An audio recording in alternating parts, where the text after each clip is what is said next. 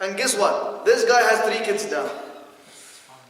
SubhanAllah, it matched sometimes. This guy has 3 kids and they're like monkeys. SubhanAllah, active and so always when we talk about it, because they're both my friends, when we talk about it, we bring it up. So you can't say that this dream is bad, but I would say if it's like something like terrifying you, don't talk about it. طبعا, seeing in your dream as Sulaiman Yaqub that you are married to 4 women, it's something, it's actually terrifying, because next day will be the person that we are talking about, his soul, not his body. Be careful. Any other question? Just on the topic of today, of hearing the people in Qatar, hearing the people who visit them. As far as I know, it's not the majority opinion is the one you mentioned, but it's not black and white. It's not like a big ijma of the Sunnis. No, there is lots of them. They don't see about. There is. Many reputable scholars of the history of the Ummah have said otherwise. But guess what? Because we're dealing with this. I'm actually practically, at school, we didn't study that much about this, to be honest with you. And back home, because we all, like you are in Morocco, for example, or Maliki, so you follow the way and you go with your shuyukh, and that's what basically happens in Egypt. Most of the time, Shafi'i, we go that way, khalas, we don't pay attention to many things. But when I came to North America, I started getting like, you are the Imam of Mizan from Bangladesh.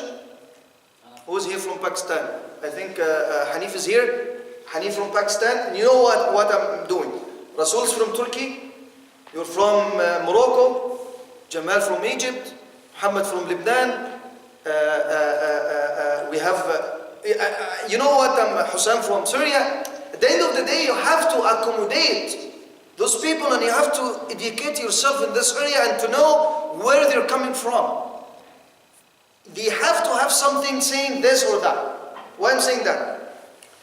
For example, going after the grave and doing talqeen. This is a very controversial thing that it's in the Bilad al-Sham, they all do talqeen. In Egypt, they all do talqeen. We used to do it. Personally. The wrong talqeen. What is talqeen? Yeah, the wrong talqeen.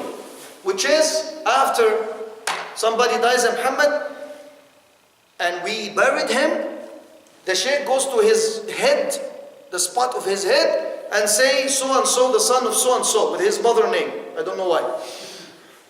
And tell him, when the 2 angels come to you, ask you the first question, the answer is, say, answer this way. The second question, answer this way. The third question, answer this way. It's very common. And by the way, working as the Imam of Rashid, that's one of the main challenging that we used to have, to be honest with you. Big challenge. Because it's not only a religious thing, it's a tradition. And the administration will tell you, and Jamal here and Sulaiman in the administration, if there is an opinion for a scholar saying it's okay, I would take it because it's the congregation. And I give them the excuse, the administration. They don't look at which is the strong opinion or the weak opinion. Alhamdulillah, here we look at this. Over there, I give them the excuse. It's that the pressure of the community is too much. So speaking of this, you talk about everybody saying, yeah, it happened, and some scholars, by the way, they say it's okay. Then we went, and I went and started digging and reading about it. Guess what I found? Everything we know about Imam Ahmad, that he's totally against all of this, right? You know that, right? Imam Ahmad is totally against any of these things. Reading Quran for the dead person after they die, going to the grave, no. Guess what happens? Imam Ahmad, who is, as we think, the strongest and the hardest and the toughest opinion when it comes to these things, ghaibiyat and stuff like that, Imam Ahmad, and I have one of the narration today, I tried, and intentionally I didn't mention it because I don't want to confuse anybody.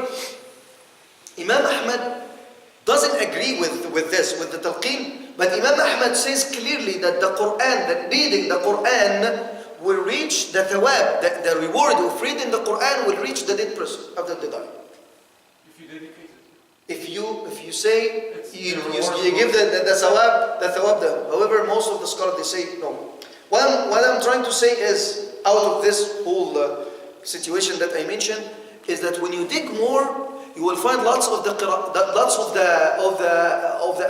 opinions of the scholars. The story of today was as follows. Imam Ahmad is with another Imam in a graveyard, in a janazah. Right after the janazah, guess that this is happening today. Somebody come to the grave and start reading the Quran. So Imam Ahmad told him right away, straight to his face, what you doing is bid'ah. Exactly like that. Another scholar with him, he didn't mention anything to Sheikh Ahmad. Imam Ahmad, then when they were leaving, he asked them about one of his shuyukh. What do you say about him? I don't remember the name, but I have it here. He said that it's one of my shuyukh. He told Imam Ahmad, he bequeathed, after he died, that somebody goes to his grave and read Al-Fatiha on his grave. What do you say about this? He told him, go back to the man and ask him to continue reading on the grave. It's not black and white, like you said, but it's a very, not gray area, but there's lots of opinions in this area that we have to accept at the end of the day, and we cannot reject unless it's something going against the sunnah of the Prophet. The reason I bring it up is up until this session, this whole series, everything that you've taught us, is something that's consensual amongst the Ummah. Yeah. This is one topic where there are different opinions. Yes. So I just want people, if they hear someone thinking that the dead in their qubur cannot hear, that they don't say, well, no, you're not upon the. I was asked. معلش. I was asked that question. That the question of this halaqah. Intentionally, I didn't post any of the halaqat of the journey on the Facebook or some of them on the YouTube so far. But this one intentionally I posted it on my Facebook page because of one thing. Because I used to answer this question always as Muhammad answered at the beginning. No. But personally, I used to say no, they don't hear.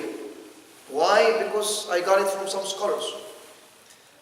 That's a good point that you raised, and I supported it with the example that I give. And the whole idea is that there's lots of opinions out there in this area that we have to accept as long as it is from well-recognized scholars of the Ummah. That's why I was so careful today not to get many things from this area you will find lots of hallucination and stories that doesn't make sense. But alhamdulillah, we take the authentic stories and we inshallah ta'ala believe in them. We don't force anybody to accept unless it's firm and authentic and has the dalil, he has to accept it. Can I just add one thing? The one thing that there is consensus on with regards to this issue, that it is a purely theoretical issue, and that there is no action is built upon whichever opinion one takes, meaning so you cannot say, well, if they can hear, then I can go to my relative's tomb. That's good. Tell him, hey, today this is what happened. I like it. Today your mom did. Exactly. Yeah, that's a very good point. No one goes and talks. I'm going regardless. But you don't go and talk to them like they yes, that's very good point. That's very good point. That not because they can hear, I'm going to go and talk to them, have discussion with them. But I said that clearly. There is no discussion between them or us, straight like discussions, but they hear for a reason that I explained some of the wisdom, but for sure there is a wisdom behind it. The other thing is, I have to visit regardless. I have to visit the graves regardless of they're here or not. If not for them, for me. And at the end of the day, right? Jazakumullah khairan. It's been 2 hours I've been talking. Jazakumullah khairan for listening. I'll see you guys inshallah. Tomorrow Salat al-Fajr at 6:30 and Salat al-Asr 3:45 inshallah. Assalamu alaikum.